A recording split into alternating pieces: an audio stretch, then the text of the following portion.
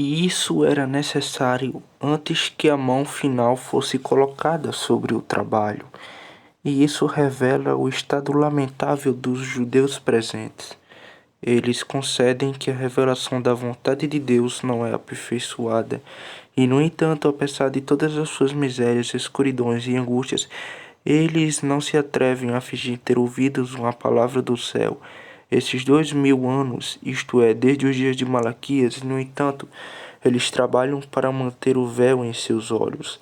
Podemos ver, portanto, a perfeição absoluta da revelação da vontade de Deus por Cristo e seus apóstolos, quanto a todos os fins e propósitos para o qual Deus sempre fez ou sempre se revelará neste mundo, ou sua mente e vontade. Este foi o último caminho e significado que Deus jamais projetou para a descoberta de si mesmo, quanto à adoração e obediência que ele requer, de modo que a pessoa por quem ele realizou este trabalho torna indispensável que seja também absolutamente perfeito, do qual nada pode ser tomado, ao que nada deve ser. Portanto, para ele como tal, os privilégios pertencem aos quais ele é investido por conta de ser o mediador. Nada de fato pode ser adicionado a ele como Deus, mas pode haver para aquele que é Deus em respeito à sua condescendência para desempenhar um cargo em outra natureza de que ele assumiu. Cleanornock, o herdeiro. Paton de todas as coisas, absolutamente um herdeiro, quem entra no direito, no lugar e título do que é falecido, como se ele fosse a mesma pessoa. Mas, no entanto, o nome de um herdeiro não é retido na lei para aquele que assim sucede a uma pessoa falecida, em cujo sentido não pode ter lugar aqui. Compreende um possuidor, um administrador e um legatário. Esse sentido da palavra tira o significado que deve ser suposto na sua aplicação ao filho, se considerasse tal herdeiro como Abraão pensava que ele exerceria para ele. Gênesis capítulo 15, verso 3 ao 4. Um que sucedera em que o direito e bem do falecido, pois o pai não morre nem renuncia a seu próprio título ou domínio. Nem o título e direito dado ao Filho como mediador é o mesmo com ao de Deus absolutamente considerado. Isto é eterno, natural, coexistente com o ser de todas as coisas, esse novo criado por adoção, por cuja criação e estabelecimento o outro não é de todo recusado. Pois, enquanto se afirma que, abre aspas, o Pai não julga a ninguém, mas entregou todo o juízo ao Filho, fecho aspas, João capítulo 5, verso 22 ao 30, não diz respeito ao título e ao governo, mas à administração atual. No último sentido da palavra, pois denota qualquer possuidor legítimo por concessão de outro é devidamente atribuída ao Filho, e há três pretendidas nessas palavras. Primeiro, título, domínio, senhorio. Aedes, que pois dá a palavra, e não de aere, como Isidore supõe. O herdeiro é o senhor de que ele é herdeiro. Assim, o apóstolo em Gálatas capítulo 4, verso 1 afirma que o herdeiro é o senhor de tudo. E nesse sentido, Cristo é chamado de o primogênito. Salmo 89, verso 27. Falo-ei por isso meu primogênito, o mais elevado entre os reis da terra. Princes, dominios, capture familiam. O príncipe e o senhor e chefe da família, que tem direito à herança e distribuir porções para outros. Por isso, é usado para tudo que excede e tem a preeminência em seu próprio tipo. Jó 28, 11, Isaías 14, verso 30, Ezequiel 47, verso 12. Então, em Colossenses 1 e 15, segundo, posse. Cristo é possuidor real daquilo a que ele tem título, como ele é, então ele é. Um possuidor que vem à sua posse pela rendição ou concessão de outro. Deus, em relação ao seu domínio, é chamado o herdeiro, o possuidor absoluto do céu e da terra. Gênesis 14, 22. Cristo, como mediador, é reverenciado, um possuidor por concessão, e havia uma conveniência de que aquele que era o filho deveria ser herdeiro. Então, Crisóstomo e Teófilo afirmam que as palavras denotam, abre aspas, a propriedade de sua filiação e a imutabilidade de seu senhorio, fecho aspas. Não que ele fosse assim herdeiro de tudo, como ele era unigênito, fecho aspas, o único filho do Pai, João 1,14, mas era consoante que aquele que era eternamente unigênito e tinha naquela conta um domínio absoluto sobre todo com o Pai, tornando-se mais importante possível, e os sacerdotes devem ter uma herança delegada de todos e ser dito para serem a cabeça geral para a igreja. Efésios 1, verso 22.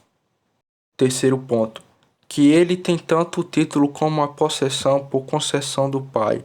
Cristo, então, em virtude de uma concessão do Pai, é feito Senhor por um novo título e tem posse dele de acordo com seu título. Ele é o herdeiro. Terceiro ponto, Pai de todos. Este é o objeto da herança de Cristo, sua herança. A palavra pode ser tomada no gênero masculino, de quem, e denota todas as pessoas, todas aquelas de quem ele havia falado antes, todos os reveladores da vontade de Deus sobre o Antigo Testamento. O Filho era o Senhor sobre todos eles, que é verdade, mas a palavra no gênero neutro denota todas as coisas absolutamente. E assim é neste lugar para ser entendido, porque, primeiro, é assim usada em outro lugar com o mesmo propósito. 1 Coríntios capítulo 15, verso 27, abre aspas, ele submeteu todas as coisas a ele, fecho aspas. Então, em Romanos capítulo 9, verso 5, quem é Deus sobre todos? Segundo ponto, este sentido se adequa ao argumento do apóstolo e acrescenta uma forma dupla à sua intenção e desígnio.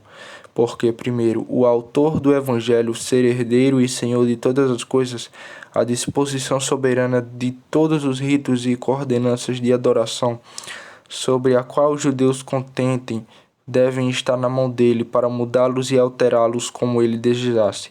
Segundo ponto, ele era o herdeiro e o senhor de todas as coisas. Era fácil para ele concluir que, se eles pretendessem ser feitos participantes de qualquer bem no céu ou na terra, de maneira amorosa e misericordiosa, deve ser por um interesse por ele, o que sem uma obediência constante ao seu evangelho não pode ser alcançado. Terceiro ponto, as próximas palavras mostram esse sentido, abre aspas, por quem também fez os mundos, fecho aspas.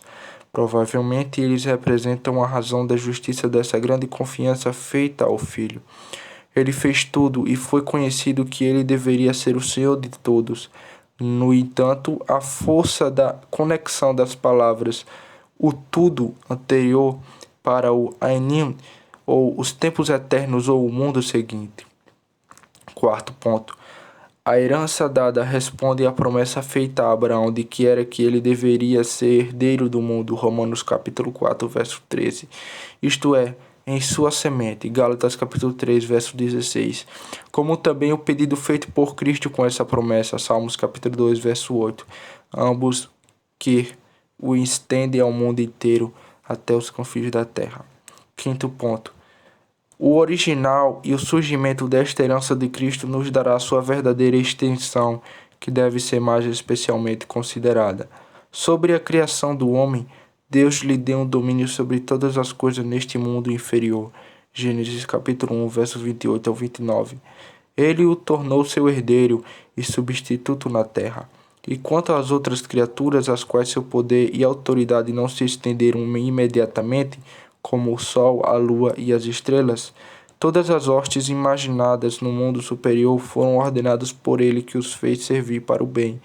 Gênesis 1,14 e Deuteronômio 4,19. De modo que até mesmo eles pertenceram à sua herança, sendo feitos para servi-lo em sua sujeição a Deus. Além disso, além desta parte inferior de seu domínio, Deus criou para sua glória anjos no céu acima, de quem teremos a ocasião de tratar.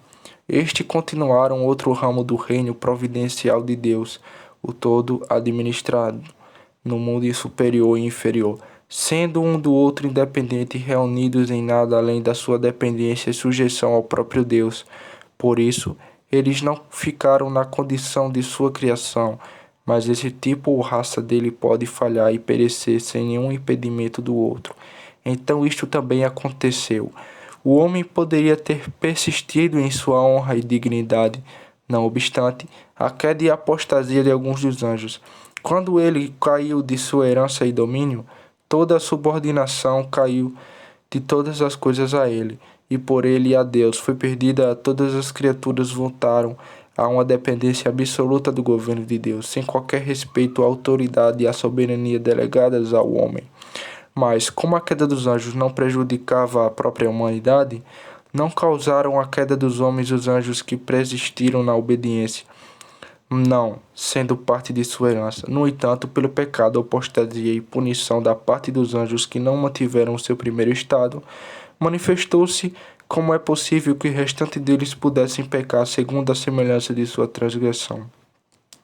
Coisas que estão sendo trazidas para esta condição, um ramo do reino de Deus sobre a administração do homem, ou atribuído ao seu serviço, sendo expulso daquela ordem em que ele o colocou, e o outro em uma possibilidade aberta de ser assim também. Pareceu bom para o Senhor, em sua finita sabedoria, erguer um reino desses dois membros desordenados de seu primeiro domínio e nomear um herdeiro como cabeça governante e senhor para ambos. E este foi o Filho, como o apóstolo nos diz em Efésios capítulo 1, verso 10, abre aspas, de fazer convergir nele na dispensação da plenitude dos tempos todas as coisas, tanto as do céu como as da terra, fecho aspas. Ele projetou trazer tudo em uma cabeça e governar nele. Não é uma semelhança tirada da criação, em que soma todas as menores são no fim trazidas para uma cabeça. Como alguns têm imaginado, nenhuma alusão aos oradores que no final de suas longas argumentações resumem a questão em geral tratada de que o apóstolo faz uso, ambos os quais estão abaixo da majestade, e de nenhuma maneira é adequado para ilustrar o assunto de que ele tem em mãos. Mas, como Crisóstomo adora o lugar, é como se ele tivesse dito, abre aspas, ele nomeou uma cabeça para todos eles. Anjos e homens, como tudo o que na primeira constituição do governo divino estava subordinado a eles. Por isso, encontramos o objeto e a extensão da herança de Cristo, expressada nesta palavra, que eu explicarei ainda mais naquele breve esquema do conceito integral de Cristo, que para a exposição dessa palavra deve ser subjugado. Quarto ponto. O caminho pelo qual Cristo, o Filho, veio à sua herança é expressado nesta palavra. Deus nomeou ou colocou isso nele. A palavra pode ser denotada aqueles atos especiais pelos quais ele entrou na posse total de sua herança, ou pode ser entendido a outros atos preparatórios que o antecederam.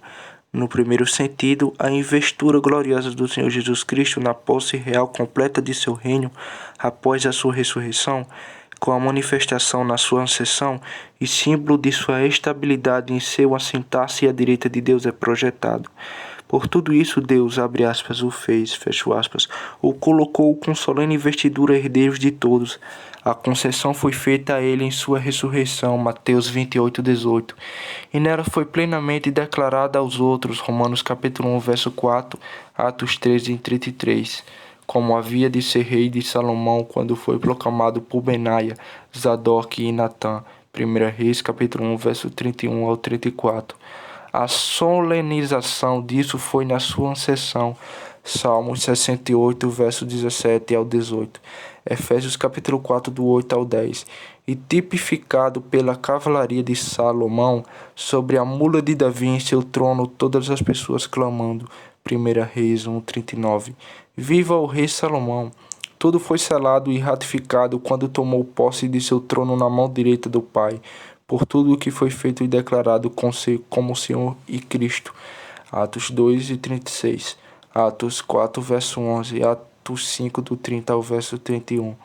E tal peso fez as criaturas sobre esta investidura gloriosa de Cristo em sua herança, de que fala de todo o seu poder como o primeiro concedido a ele, Romanos capítulo 14, verso 9, Filipenses capítulo 2, verso 7 a 10, e a razão disso é porque ele realmente realizou esse trabalho e dever, mediante a consideração de que esse poder e autoridade foram eternamente concedidos e originalmente concedido a ele. O próprio Deus cometeu todo o poder sobre todas as coisas e pessoas no céu e na terra, para ser exercido e administrado para os fins de sua mediação, declarando este ato concessão e delegação por sua ressurreição, ascensão e assentar-se à sua mão direita, é o que esta palavra denota. Não vou negar, mas pode ter respeito para diversas coisas que precedem entre estas e preparativas para elas, como, primeiro, o propósito eterno de Deus ordenando antes da fundação do mundo para sua obra e herança. 1 Pedro 1:20.